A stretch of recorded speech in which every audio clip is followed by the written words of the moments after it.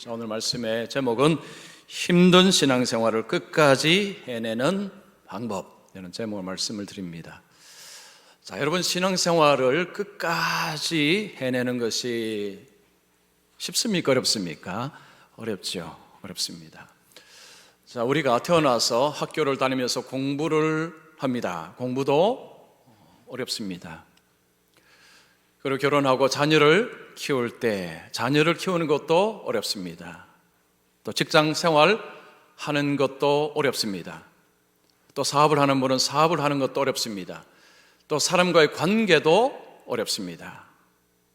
그리고 보면 우리가 사는데 쉬운 것은 별로 없는 것입니다. 이런 모든 것이 다 어렵습니다. 그런데 이런 것들도 어렵지만요, 이보다 더 어려운 것이 끝까지 신앙생활을 잘 하는 것입니다. 자, 왜 그럴까요? 그럼 공부하는 것, 또 자녀를 양육하는 것, 직장생활하는 것, 뭐 사업하고 인간관계하는 것, 이게 다 사실은 어렵습니다. 그런데 이런 것들은 쉽게 포기할 수가 없습니다. 이것을 포기하는 순간 엄청난 대가를 치루어야 하기 때문입니다. 그래서 힘들어도 쉽게 놓지를 못합니다. 그런데 신앙생활은 그렇지 않습니다. 여러분, 신앙생활은 하다가 그만둔다고 해서 하늘에서 뭐 불이 떨어지거나 이런 일은 일어나지 않습니다. 쉽게 포기를 할 수 있습니다. 그래서 사실은요, 쉽게 사람들이 포기하고 요즘 코로나 시대에 포기하는 분들이 점점 많아지고 있다고 합니다. 많은 사람들이 신앙을 이탈을 하고 있습니다. 불과 한 30년, 40년 뭐 이전만 해도요, 예수 믿는 가정에서 태어나면 그냥 다 이렇게 예수를 믿는 사람으로 쭉 성장을 했습니다. 그러나 이제는 그렇지 않습니다. 심지어 목사의 가정에서 태어나도 자라면서 신앙을 버리는 경우들이 종종 일어나고 있습니다. 왜 그럴까요? 여러분, 지금 예수를 믿는 것을 방해하는 것들이요, 이전하고는 차원이 다릅니다. 유혹과 이 방해가요, 이전하고는 차원이 다르게 신앙생활을 막고 있습니다. 방해하고 있습니다. 학교에 들어가서 학교에서 과학적인 지식을 배웁니다. 과학적인 지식을 배우면서 교회에서 가르치는 것이 이 과학적으로 옳지 않구나 라는 생각을 하기 시작합니다.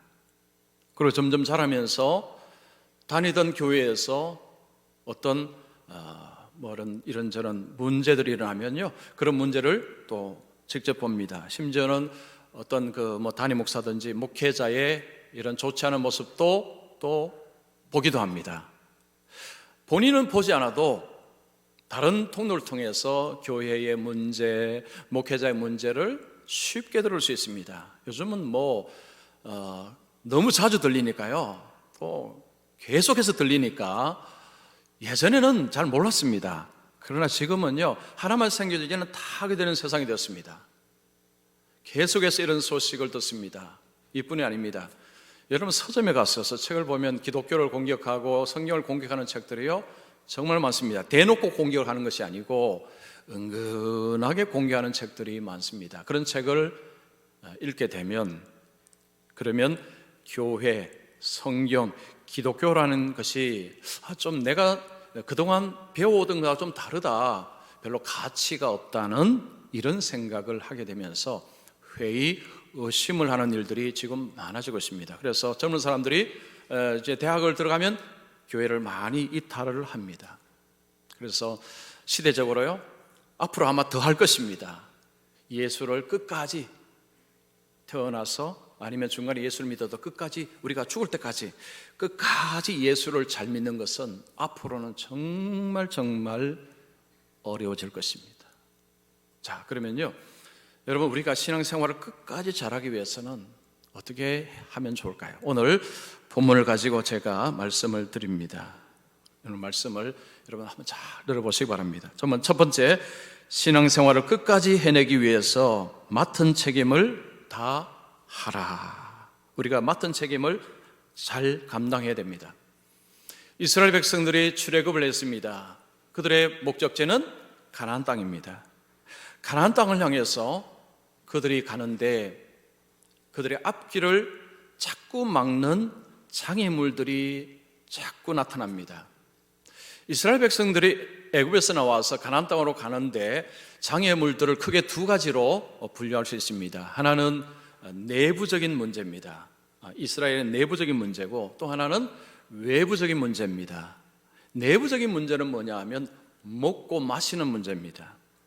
그들이 광야로 지나가야 되기 때문에 광야를 통과하기 위해서는 사람이 마셔야 되고 먹어야 됩니다. 그런데 광야에는 마실 물도 먹을 양식도 찾기가 어렵습니다. 그러면 그들은 전진을 할 수가 없습니다. 나아갈 수가 없습니다. 이 문제가 해결이 되어야 됩니다. 자, 그러면 이 문제만 해결되면 되느냐? 그렇지 않습니다. 그들을 괴롭히는, 그들을 공격하는 다른 민족들이 있습니다. 다른 족속들이 있습니다. 그들의 앞길을 막아서는 그런 족속들의 공격이 지속적으로 일어납니다. 이 두 가지 문제, 내부 문제, 외부 문제를 해결을 해야만 가나안 땅을 향해서 갈 수가 있습니다. 그런데 계속해서 이 내부, 외부 문제가 그들의 발을 잡습니다. 자, 오늘 본문은요, 그들이 르비딤이라는 곳에 정착을 이제 잠시 머문 곳입니다. 17장 앞쪽에 보면 그들이 그곳에 갔을 때에 첫 번째 문제를 만납니다. 마시는 문제입니다. 물이 없습니다. 자, 물이 없자 이스라엘 백성들이 원망하기 시작합니다.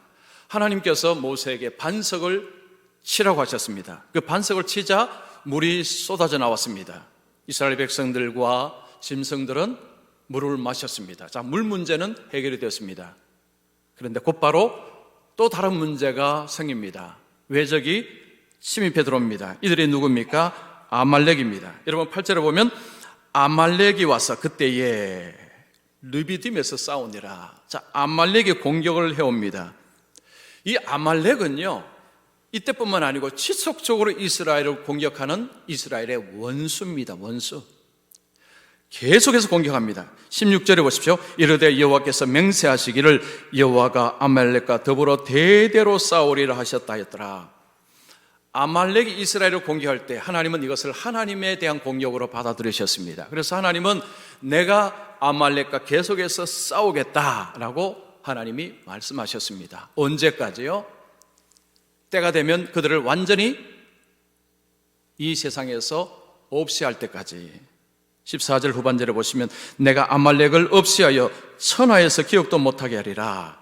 히스기야 때에 그때 이제 이것이 완전히 성취가 됩니다. 그 이후로는 아말렉이 사라집니다. 자, 그때까지는 집요하게 이스라엘을 괴롭힌 자들이 아말렉이었습니다. 이 아말렉은 도대체 누구냐 하면 에서의 후손입니다. 지금 이스라엘은 야곱의 후손이죠. 야곱과 에서는 형제간입니다. 그러면 먼 친척뻘입니다. 지금은 그들이 먼 친척이라는 의미가 없는 거죠. 자, 이들은 이스라엘 백성들이 광야로 나오자 위협을 느낀 것입니다. 자신들의 땅을 아마도 빼앗지 않을까라는 생각을 한 것 같습니다.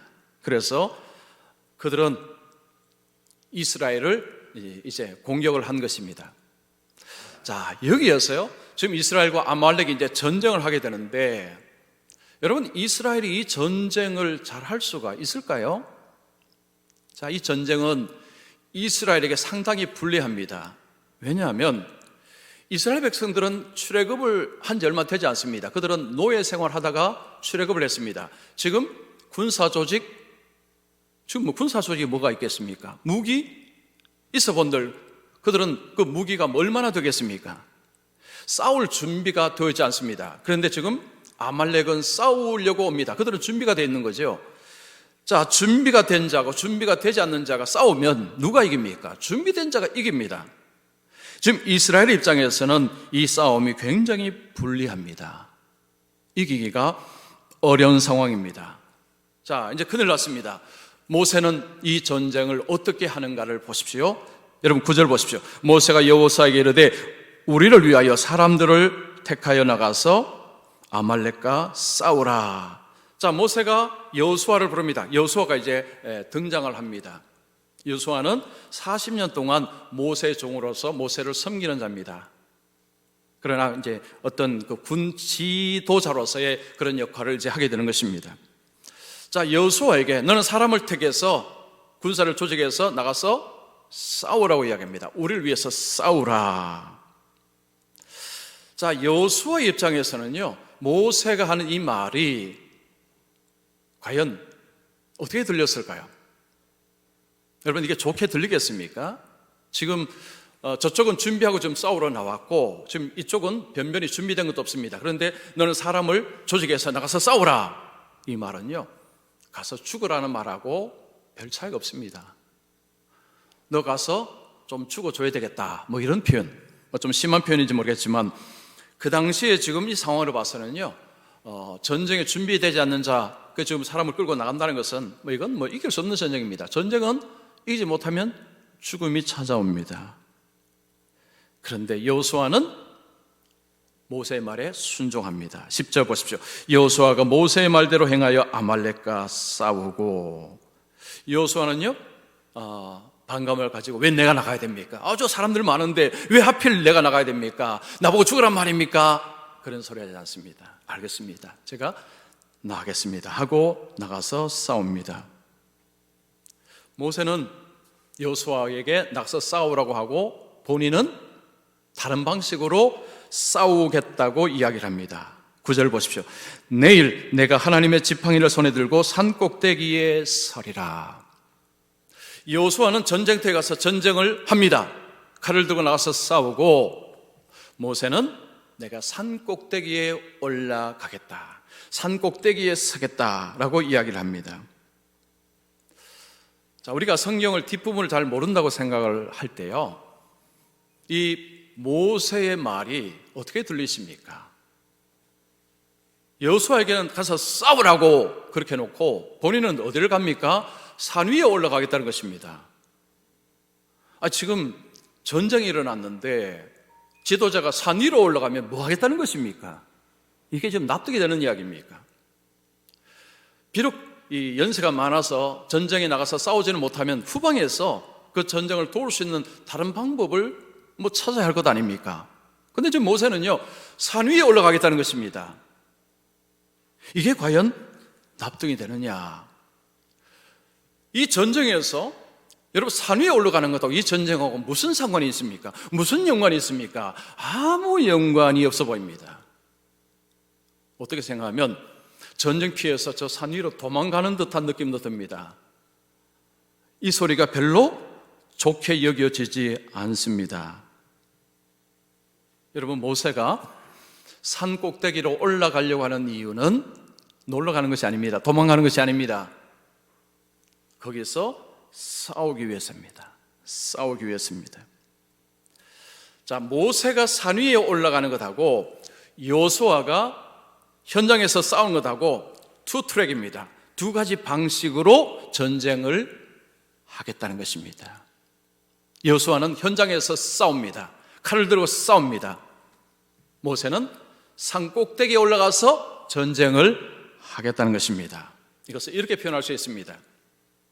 여호수아가 싸우는 방법은 사람이 하는 방법입니다. 사람의 방법입니다. 모세가 하는 방법은 하나님의 방법입니다. 자, 사람의 방법과 하나님의 방법 두 가지를 동시에 쓰겠다는 것입니다. 모세는 이 전쟁을 이기는 것은 사람의 방법과 하나님의 방법을 두 가지 동시에 투 트랙으로 싸우겠다는 것입니다. 자, 제가 질문하겠습니다. 자, 그러면 여러분, 사람의 방법과 하나님의 방법이 있는데 전쟁에서 승리하기 위해서는 어느 방법이 중요합니까? 하나님의 방법이죠. 자, 질문을 좀 바꾸면요, 그러면 사람이 열심히 치중해야 될 방법은 무슨 방법입니까? 자, 다시 질문할게요. 사람이 열심히 치중해야 될 방법은 사람의 방법입니다. 그 왜냐? 사람의 방법 써야 되죠. 현장에서 열심히 싸워야 되는 것입니다.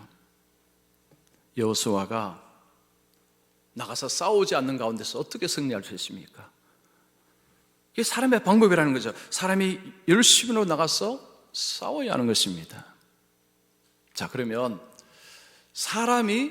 사람이 해야 되는 책임, 우리가 해야 되는 책임을 어떤 방식으로 해야 될까요? 자, 어떤 사냥꾼이 사냥개를 데리고 사냥을 갑니다.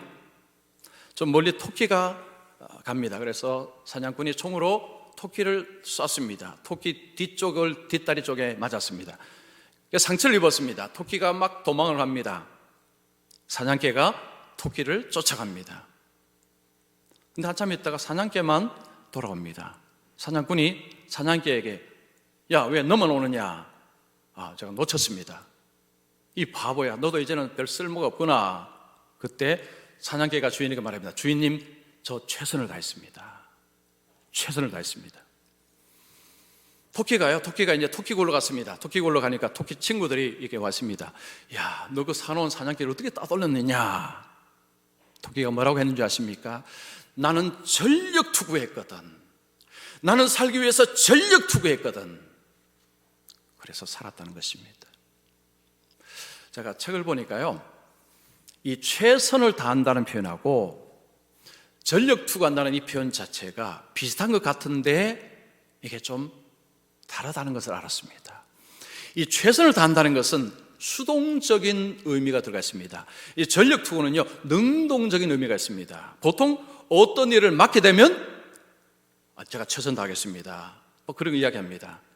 보통 맡은 일을 할 때 제가 최선을 다하겠습니다. 그런데 이 최선을 다한다는 그 말 속에는요, 어떤 어려움이 오면 내가 그거는 나 못합니다 라는 것이 그 속에 숨겨져 있답니다. 그래서 어떤 일을 맡겼습니다.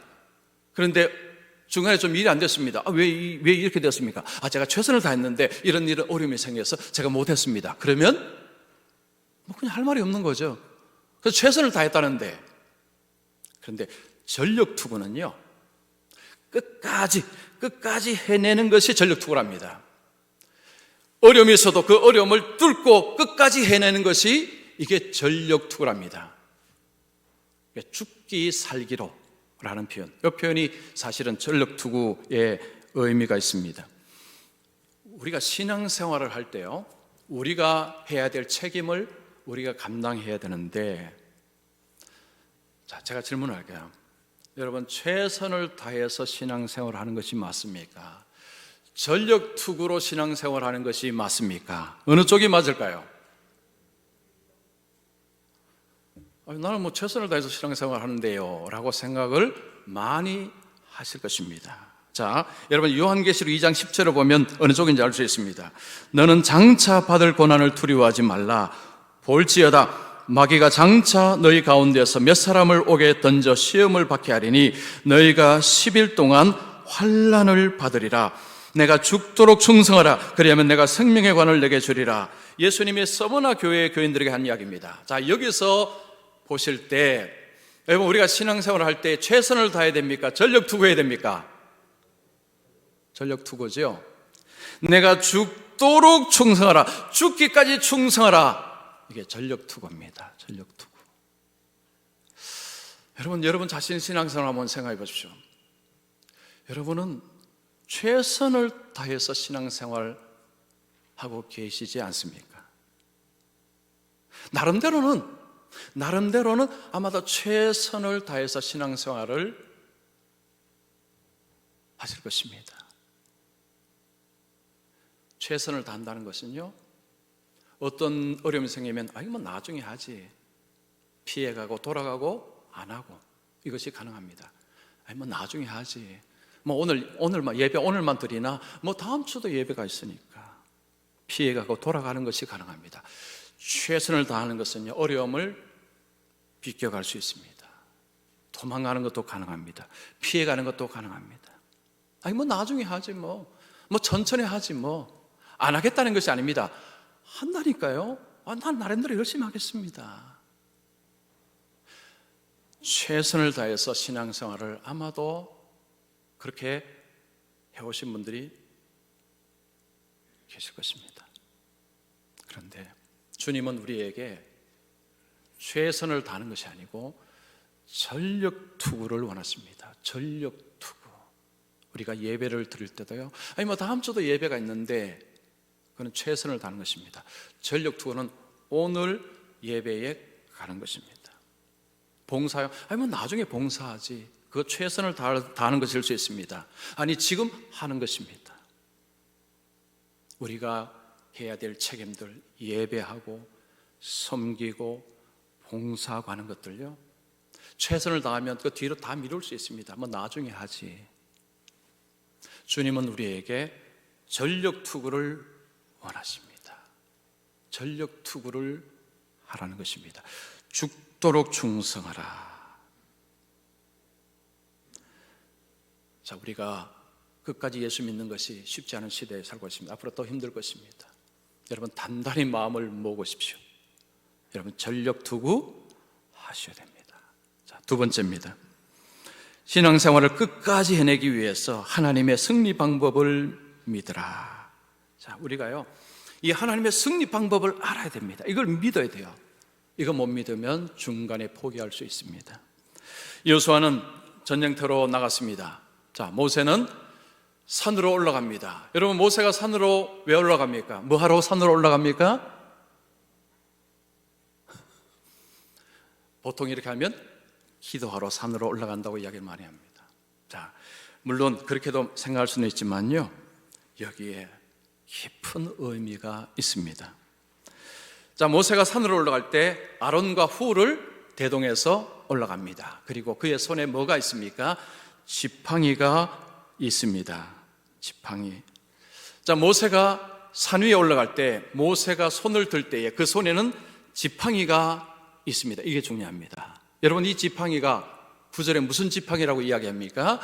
하나님의 지팡이입니다. 여러분 이게 그냥 지팡이가 아니고 하나님의 지팡이입니다. 원래는 모세가 목자로 있을 때 갖고 있던 지팡이인데 하나님이 그 지팡이를 하나님의 지팡이라고 하셨습니다. 이거 하나님의 지팡이입니다. 하나님의 지팡이를 가지고 모세가 산 위로 올라가서 이것을 높이 든 것입니다.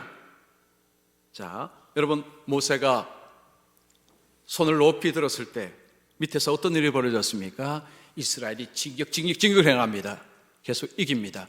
그런데 피곤해서 손이 이렇게 내려오면 역전이 일어났습니다. 암말렉이 이기기 시작했습니다. 이 지금 밑에서는 이런 일들이 일어난 것입니다. 그러면 이스라엘이 이기기 위해서는 어떻게 됩니까? 지금 이 손이 내려오면 안 돼요.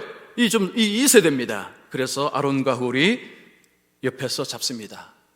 돌에다가 모세를 앉게 하고 양쪽에서 손을 잡습니다. 12절 보십시오. 모세의 팔이 피곤하며 그들이 돌을 가져다가 모세 아래에 놓아 그가 그 위에 앉게 하고 아론과 훌이 한 사람은 이쪽에서 한 사람은 저쪽에서 모세의 손을 붙들어 올렸더니 그 손이 해가 지도록 내려오지 아니한지라.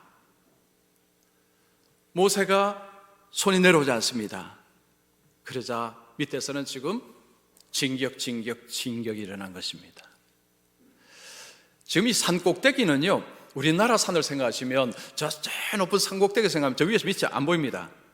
근데 이스라엘은 지금 이 산 꼭대기는 그런 우리의 산이 아니라 언덕, 높은 언덕을 이야기하는 것입니다. 이 높은 언덕에 모세가 올라갔습니다. 그러면 모세는요, 밑이 다 보입니다. 그리고 밑에서도 모세가 보인다는 것입니다. 여호수아가 밑에서 전쟁을 하는데 모세가 손이 올라갔다가 내려오는 것을 볼 수 있었을 것입니다. 근데 손이 이렇게 올라 있을 때는 계속해서 이제 막 이 승리를 해가는데 손이 내려오니까 오히려 좀 반격을 당합니다. 그런데 어느 순간부터 손이 딱 내려오지 않습니다. 이걸 볼 때 여호수아는 어땠을까요? 야, 이거는 이겼다고 생각하고 싸우지 않았겠습니까? 자, 13절 보십시오. 여호수아가 칼날로 아말렉과 그 백성을 쳐서 무찌르니라. 이 전쟁에서 승리를 했습니다. 자, 승리한 이유는 무엇입니까? 지팡이를 높이 들었는 것입니다. 근데 지팡이가 이기겠습니까? 아닙니다. 하나님의 지팡이죠. 하나님께서 그 지팡이를 높이 들자 하나님이 기적을 행하신 것입니다. 능력을 베푸신 것입니다. 자, 이 모세가 들고 있는 이 지팡이를 우리가 좀 이해를 할 필요가 있습니다. 모세가 목자로 있을 때에 하나님이 모세를 부르셨습니다. 호렙산에서 불렀습니다. 이스라엘 백성들을 구원해내라는 그런 사명을 주었습니다. 그때 모세가 처음부터 저는 못합니다. 제가 그걸 할 수 있겠습니까? 저는 말도 못하고 이러면서 계속 뺐습니다. 그때 하나님께서 지팡이를 던지라고 했습니다. 지팡이가 뱀이 되었습니다. 하나님이 이런 말씀하셨습니다. 너는 이 지팡이를 손에 잡고 이것으로 이적을 행할지니라. 그전에는 그냥 들고 있던 지팡이였습니다. 그냥 목자로 그냥 연세도 들고 하니까 필요했던 지팡이였습니다. 그런데 하나님이 이제는 그 지팡이가 기적을 행하는 지팡이가 될 것이다 라고 하신 것입니다. 애굽에 가서 10가지 재앙도 할 때에 이 지팡이가 모세의 손에 있었습니다. 이스라엘 백성들이 출애굽을 해서 홍해 앞에 섰을 때 뒤로도 못 가고 앞으로도 못 가고 진퇴양난이었습니다. 그때 하나님께서 모세에게 이렇게 말씀합니다. 출애굽기 14장 15절 16절 보겠습니다. 여호와께서 모세에게 이르시되 지팡이를 들고 손을 바다 위로 내밀어 그것이 갈라지게 하라. 이스라엘 자손이 바다 가운데서 마른 땅으로 행하리라. 하나님이 모세에게 지팡이를 들고 손을 바다 위로 내밀으라고 했습니다. 지팡이가 손에 있습니다. 그냥 손만 내민 것이 아닙니다. 그 지팡이를 내밀었습니다. 그때 바다가 갈라졌습니다. 모세가 산꼭대기에 올라간다고 할 때에 모세는 믿었습니다. 하나님의 승리 방법을 그는 알았고 믿었습니다. 이것을 들 때에 승리한다는 것을 모세는 알았고 믿었습니다. 거기에 하나님의 권능, 하나님의 능력이 임한다는 것을 그가 알았습니다. 우리가 성경에서 보면 하나님의 승리의 방법은요, 사람들이 생각하는 것과 좀 다릅니다. 그 지팡이를 높이 드는 것이 하나님의 승리 방법이었습니다. 그런데 여러분, 이게 신과를 관통하는 하나님의 승리 방법이기도 합니다. 민수기 21장에 보면요, 이스라엘 백성들이 이제 호르산을 나와서 에돔 땅을 빙 둘러서 가게 되었습니다. 그때 이스라엘 백성들이 또 입에서 험한 말이 나왔습니다. 그들은 하지 말아야 될 말까지 했습니다. 하나님이 내려주신 만나를 하찮은 음식이라고, 그 말은 하지 말았어야 되는데 만나를 하찮은 음식이라고 하고 하나님과 모세를 맹비난하기 시작했습니다. 제가 볼 때는 이건 거의 맹비난입니다. 그때 하나님이 불뱀을 보내셨습니다. 불뱀에 많은 사람들이 물려서 죽고 사람들이 신음하며 죽어갑니다. 그때 이스라엘 백성들의 정신이 들었습니다. 하나님, 우리가 잘못했습니다. 하나님이 모세에게 불뱀을 만들어서 장대 위에 높이 세우라고 했습니다. 모세가 어떻게 했습니까? 노스로 뱀을 만들어서 장대를 세우고 그 위에다가 뱀을 달았습니다. 하나님이 이것을 본 자는 살리라 하셨습니다. 뱀에 물린 자들이 본 자는 살았다고 말씀합니다. 모세가 지팡이를 높이 드는 것하고 장대를 높이 드는 것 다 위를 쳐다보는 것입니다. 이게요, 신약에 오면 무슨 이야기일까요? 여러분, 요한복음 3장 14절 15절 보십시오. 모세가 광야에서 뱀을 든 것 같이 인자도 들려야 하리니 이는 그를 믿는 자마다 영생을 얻게 하려 하심이라. 예수님께서 니고데모에게 하신 말씀입니다.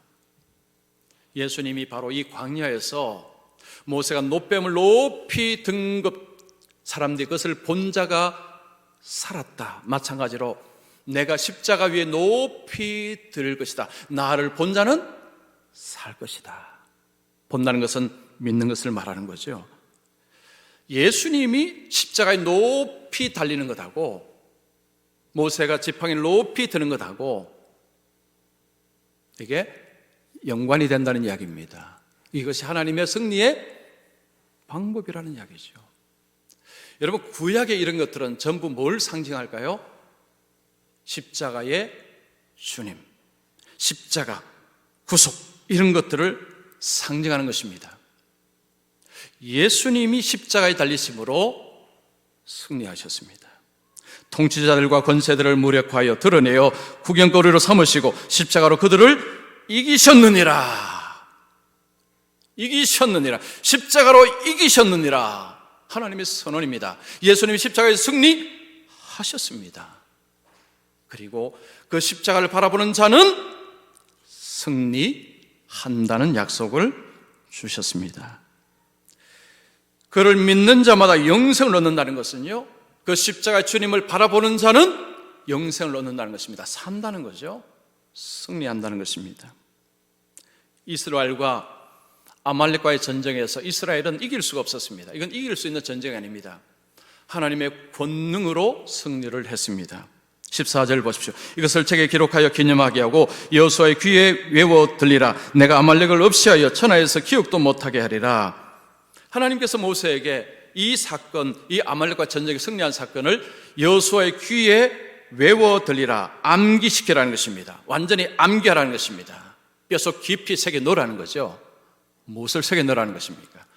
아말렉을 하나님이 어떻게 이기게 하셨는가, 이것을 기억하라는 것입니다. 장차 여호수아는 백성들을 이끌고 가나안 땅에 가서 정복 전쟁을 해야 되는 인물입니다.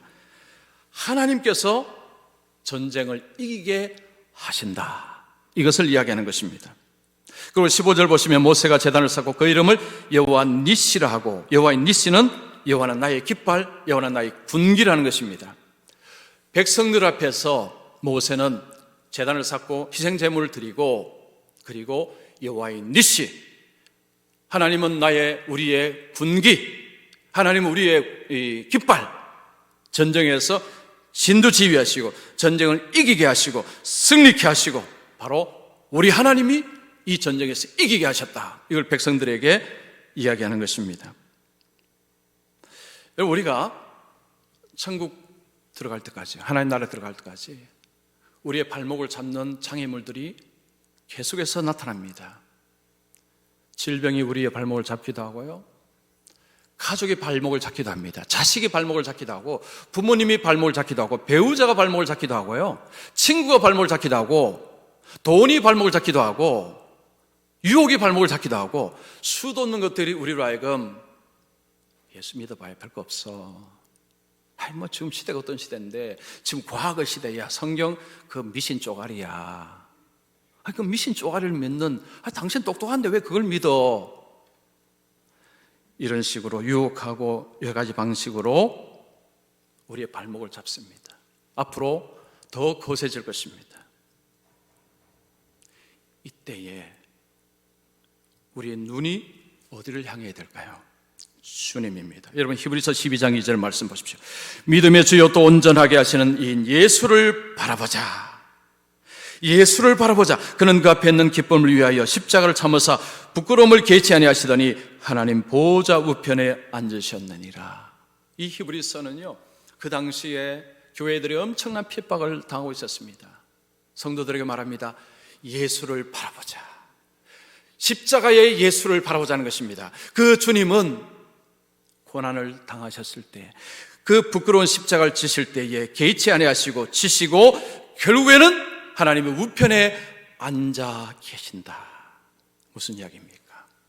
예수님은 승리하셨다는 것입니다. 예수님의 십자가는 승리의 방법이라는 것입니다. 그 십자가를 믿는 자는, 그 십자가 주님을 믿는 자는 주님이 승리하신 것처럼 너희도 승리할 것이다, 이것을 믿으라는 거죠. 우리가 십자가의 주님을 에서 눈을 떼어서 세상을 보는 순간, 자신을 보는 순간, 환경을 보는 순간, 그때부터 문제가 생깁니다. 오늘 꼭 교회 가야 되나? 교회 사람도 많은데 내가 안 해도 다른 사람이 다른 사람이 봉사해도 할 수 있는 거고 왜 하필 내가 해야 되나? 나는 못해, 나는 안 해. 그리고 나중에 좀 천천히 예수 믿으면 되고, 천천히 교회 가서 봉사하면 되고, 굳이 지금 바쁜데, 이런 유혹들, 이런 장애물들, 이런 생각들이 꽉 밀려옵니다. 그러면 자빠집니다. 눈을요, 예수님께 고정해야 됩니다.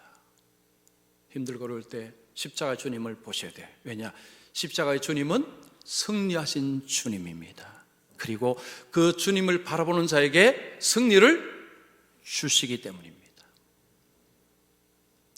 주님께로부터 눈을 떼는 순간, 다른 것을 보는 순간 온갖 유혹에 휘말려서 이탈을 하고 탈선은 합니다. 많은 사람들이 그러고 있습니다. 왜냐? 눈을 십자가의 주님을 보는 것이 아니고 다른 것을 보고 있다는 거죠. 승리하신 주님, 십자가를 지신 주님은요, 승리하신 주님입니다. 죽으시고 부활하시고 하나님의 우편에 계시고 지금도 세상을 지휘하시고 통제하시고 우리를 도우시는 분이 주님이십니다. 모세가 손을 들고 있을 때 밑에 여호수아가 그것을 봤겠죠. 봤을 때, 자, 이겼다. 이것은 이긴 게임이다. 마찬가지입니다. 십자가의 주님을 보고 우리는 뭐냐면 이건 이긴 게임이라는 거죠. 이건 이겼다. 나는 이겼다. 나는 이겼다. 이겼다. 그래야 여러분 전력 투구가 가능합니다. 그래야 전력 투구가 가능합니다. 자, 오늘 본문을 통해서 우리가 끝까지요, 죽음이 올 때까지 끝까지 이런저런 방해물들, 장애물이 올지라도, 아말렉 같은 장애물이 올지라도 그 장애물을 뚫고 나가기 위해서는 내게 능력이 있는 것이 아니라 그 십자가의 주님이 승리하신 그 주님께서 우리를 붙잡으셔서 우리를 인도하시고 우리를 도우셔서 우리를 승리케 하시는 것입니다. 그래서 여러분 자신을 너무 믿지 마시고요, 자신 지식도 너무 믿지 마시고, 여러분 갖고 있는 돈도 너무 믿지 마십시오. 배반합니다. 배반합니다. 그래서 십자가의 주님, 그 주님을 바라보시고 신앙생활 전력 투구하셔서 주님이 주시는 영광스러운 승리, 영광스러운 하나님 나라에서 영광스럽게 우리 주님과 함께 영원토록 복을 누리며 살아가시는 우리 성도님들이 되시기를 축원합니다.